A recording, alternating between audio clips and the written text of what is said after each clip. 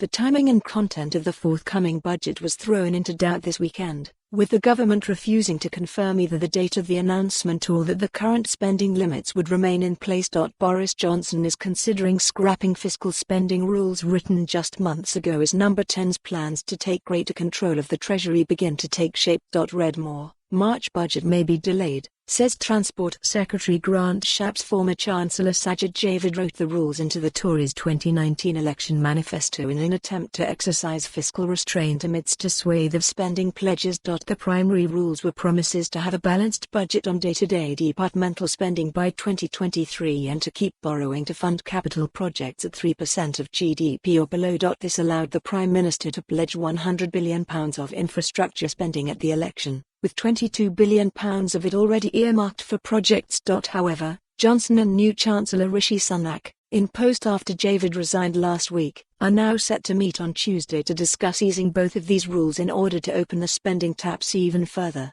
According to the Sunday Times. The pair will also discuss whether to push back the 11th of March budget to a later date in order to let Sunak get to grips with his new job.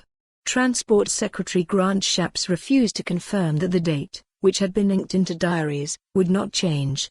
Number 10 reportedly wants to change the day-to-day spending rules to increase NHS and social care expenditure, while easing the capital projects rule would indicate Johnson wants to push his infrastructure program even further. Tej Parikh, Institute of Directors chief economist, said, businesses have been eager for infrastructure upgrades, but that doesn't mean writing a blank check. There's a strong case for promoting projects in the North and Midlands, but there still needs to be a robust framework in place.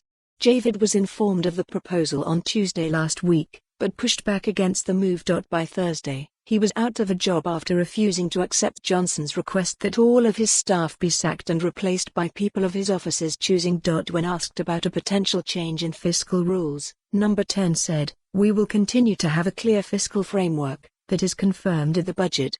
Oxford economics chief economist Andrew Goodwin said the prospect of a more expansionary budget had already had a positive effect on markets, with sterling and bond yields increasing on Friday.